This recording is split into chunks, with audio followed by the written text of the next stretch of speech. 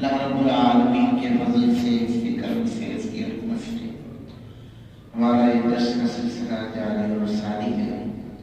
اللہ رب العالمین کی بارگاہ میں دعا ہے اللہ تعالیٰ ہم سب کو علم سیکھ کر اس پر عمل کرنے کی توفیق عطا فرمائے اور ہم سب کا خاتمہ بالخیر، خاتمہ بالایمان فرمائے۔ عزیز بزرگوں،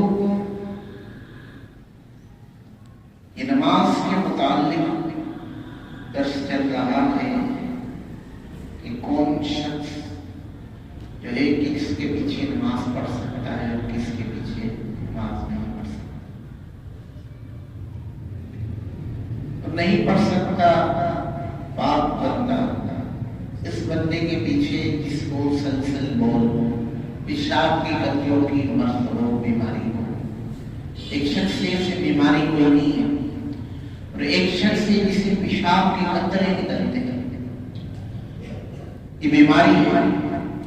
اب کسی کو پیشاب کے قطرے نکلنا یہ بیماری ہے، اور ایک شخص سے کسی قطرے نہیں نکلتے۔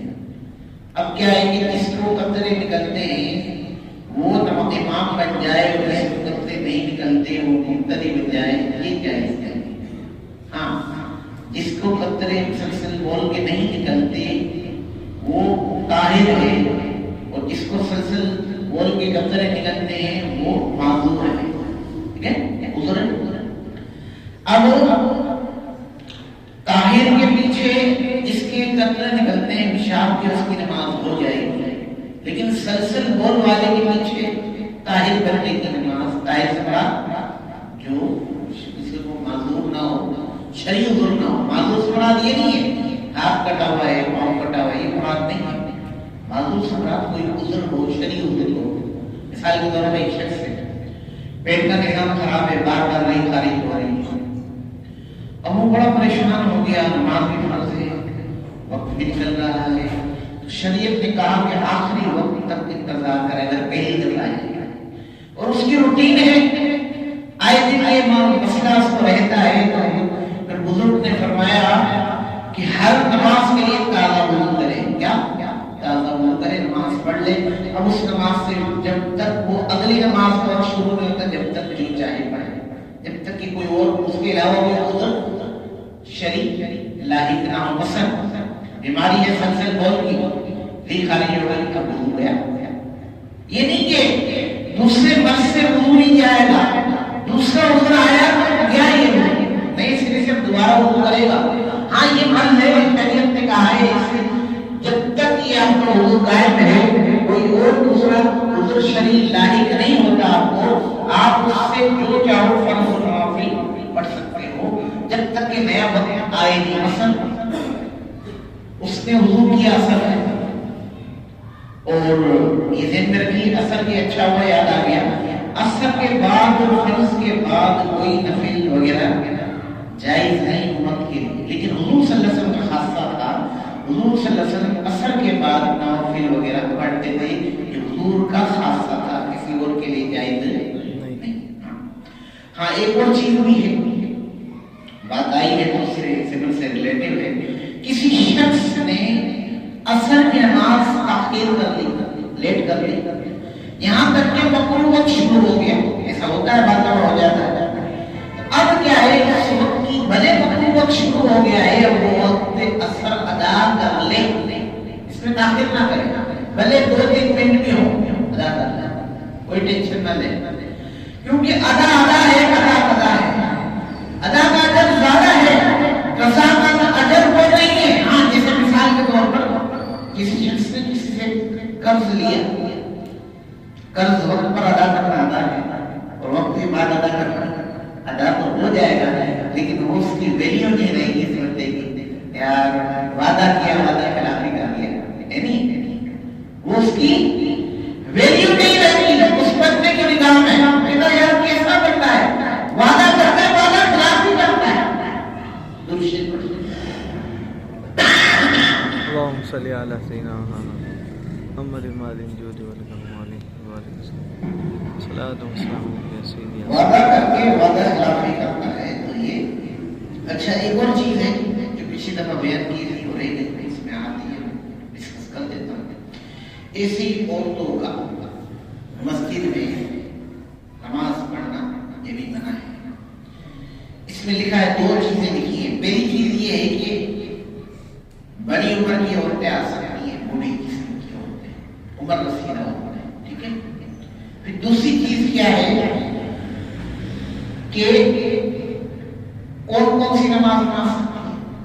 اس میں 3 نمازوں کا ذکر ہے، فجر، مغرب اور عشاء، 3 نماز۔ اچھا، فجر میں، مغرب میں، عشاء میں کیوں آ سکتی ہے، بھی سمجھ لیجیے۔ دیکھیے، فجر اور عشاء میں اس لیے آ سکتا ہے فَإِنَّهُمْ نَائِمُونَ، بے شک لوگ اس میں سو رہے ہوتے ہیں، جو فتنہ فساد والے لوگ ہیں اس میں سو رہے ہوتے ہیں۔ یہ کب کی بات ہے؟ آج کی بات نہیں، یہ 1400 برس پہلے کی بات ہو رہی ہے، آج کل نہیں۔ آج کل تو لوگ رات کو جاگتے ہیں اور سارا دن سوتے ہیں الٹ میں۔ شہر میں تو ایسے ہی ہے، دیہاتوں میں ماحول ہو رہے ہیں، لیکن شہری ماحول یہی چل رہا ہے۔ یہ 2 نمازوں کا ذکر آ گیا، فَإِنَّهُمْ نَائِمُونَ، وہ سو رہے ہوتے ہیں اس وقت۔ وَفِي الْمَغْرِبِ بِالطَّعَامِ مَشْغُولُونَ، اور مغرب میں آپ کو معلوم ہونا چاہیے، شرعی مسئلہ ہے، پہلے کے جو بزرگ ہیں کھانا شام کا مغرب کے بعد کھاتے تھے۔ کیا لکھا ہے؟ فَإِنَّهُمْ مَشْغُولُونَ بِالطَّعَامِ، کھانے میں مشغول ہیں، لہذا وہ رغبت نہیں ہوتی آنے کی نماز۔ ٹھیک ہے۔ اور ایک اور چیز بھی اس سے ذہن میں آئی، بات بتا دیں۔ مثال کے طور پر ایک شخص سے بہت بھوکا ہے، بہت بھوک لگی ہوئی ہے، اب جماعت بھی حاضر ہے اور کھانا بھی حاضر ہے، جیسے اپنا پوائنٹ کی بات ہے۔ یہ کبھی کبھی ہوتا ہے، روز نہیں بنا، عادت نہ بنا لے، بتا عادت بنا لے، کوئی اچھا نہیں ہے، کبھی کبھار تو ٹھیک ہے۔ کھانا بھی حاضر ہے اور نماز کا وقت بھی حاضر ہے، اب کیا کرے گا؟ شرعی مسئلہ ہے، اگر اس کو بہت بھوک لگی ہے پہلے کھانا کھا لے، کیونکہ نماز کے لیے حکم ہے کہ خوشی اور خضوع سے نماز پڑھے۔ اب اگر وہ آ گیا نماز پڑھنے بالفرض، اس کو سارا دن کھانے میں رہے گا، یار کاش میں کھانا کھا لیتا پھر نماز پڑھتا، وہ زیادہ اچھا لگتا۔ اس کا ذہن کھانے میں لگا رہے گا، لہٰذا شریعت نے کہا پہلے کھانا کھا لے، ٹھیک ہے، جماعت نکل جائے گی، کوئی مسئلہ نہیں ہے، نماز تو پڑھے گا، اللہ اس پہ اس کو اجر دے دے گا۔ ایسے اس کی مثال آپ کو اور آسان کرتا ہوں، حدیث مبارکہ میں آیا، بخاری شریف کی پہلی حدیث ہے، اور اتنی مشہور معروف ہے کہ ہر شخص کے ذہن میں وہ حدیث ہوتی ہے، لیکن وہی بات ہے، ہم لوگ عمل میں پیچھے ہیں۔ علم بڑا ہے، عمل نہیں ہے، بس یوں ہم مار کھا جاتے ہیں۔ حدیث مبارکہ انما الاعمال بالنیات وانما لکل امرئ ما نوى، اور قال علیہ السلام، ہم لوگ کو مدار نیت سے ہے، ہر اس شخص کے لیے وہ جس کی اس نے نیت کی ہو۔ مثال کے طور پر آپ کی نیت ہے کہ جماعت سے پہلی رکعت میں اور پہلی جو ہے تکبیر تحریمہ میں پہلی صف میں نماز پڑھوں گا جماعت سے، لیکن کسی وجہ سے آپ سارے 10 کام میں 5 رہ گئے، تو آپ کی جو نیت ہے اس کا اجر اللہ آپ کو ایک دے دے گا، ایک اجر دے دے گا۔ اور آپ پہنچ بھی گئے، پہلی صف میں بھی پہنچے، تکبیر تحریمہ میں بھی پہنچے، تو آپ کو ڈبل اجر ملے گا، ڈبل اجر، ایک اجر نیت کا، ایک اجر عمل کرنے کا۔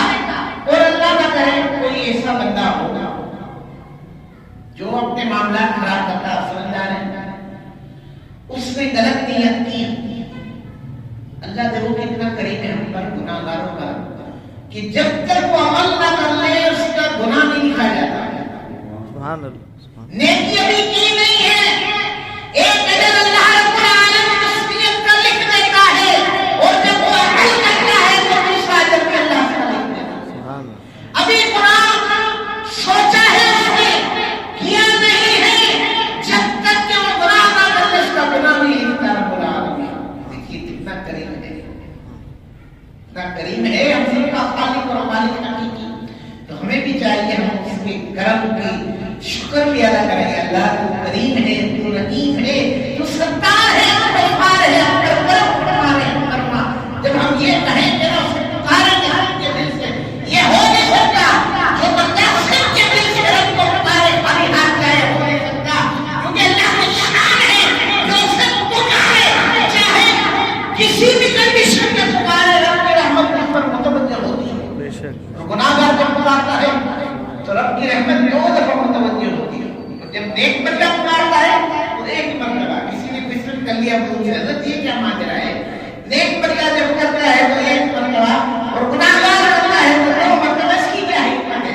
بزرگ نے فرمایا اس کی حکمت یہ ہے کہ نیک بندے کو تھوڑا سا بھروسہ ہوتا اپنی نیکی پر، جو گناہگار ہے وہ کس پر بھروسہ مسئلے بس ناظر ہوتا ہے، شرمسار ہوتا ہے، بس کہتا ہے اللہ تو رحیم ہے، تیری رحمت بہت وسیع ہے، اپنے پڑھا ہے سنا ہے، تو رب کہتا جب تو نے مجھے رحیم کہہ دیا، رحمان کہہ دیا، میری بات تجھ پر کہہ کریں گے میرے بندے بس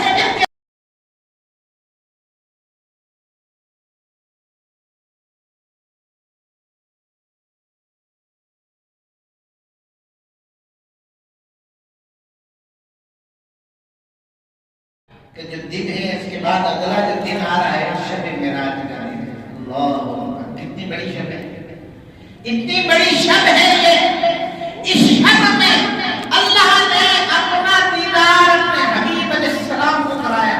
اللہ سبحان اللہ، عام شب نہیں، بڑی شب ہے جسے ہم شب معراج کہتے ہیں، اور یہ شب اللہ نے اپنے حبیب کو وہ تحفہ دیا جو شاید کسی اور کے حصے میں دنیا میں یہ تحفہ ہے۔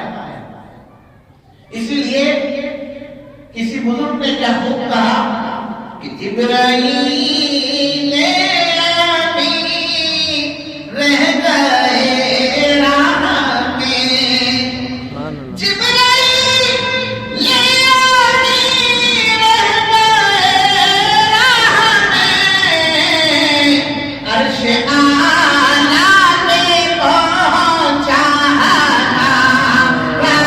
نبی، عرش اعلیٰ پہ پہنچا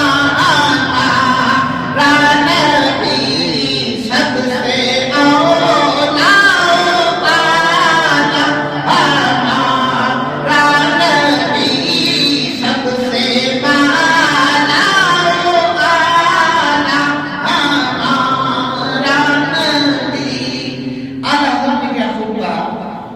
کہ دیکھیے دینے کے لیے منہ چاہیے۔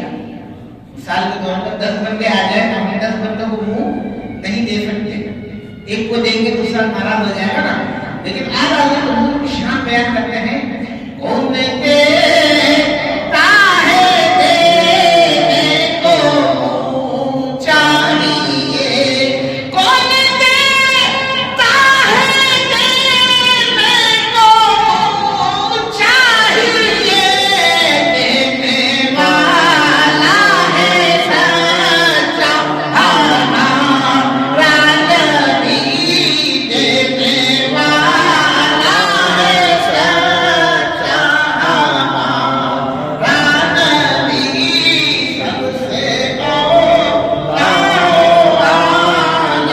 ہمارا نبی، سب سے بالا ہمارا نبی۔ اللہ رب العالمین کی بات میں دعا ہے اللہ تعالیٰ ہم سب کو اللہ رب العالمین سے، اس کے حبیب علیہ السلام سے، صحابہ کرام سے، اہل بیت سے، اولیاء کاملین سے، علماء کرام سے، شیوخ الحدیث سے، علماء سے، اور اللہ کے نیک بندوں سے سچی پکی محبت عطا فرمائے، اور ہم سب کا خاتمہ بالخیر، خاتمہ بالایمان فرمائے۔ وآخر دعوانا الحمد للہ رب العالمین۔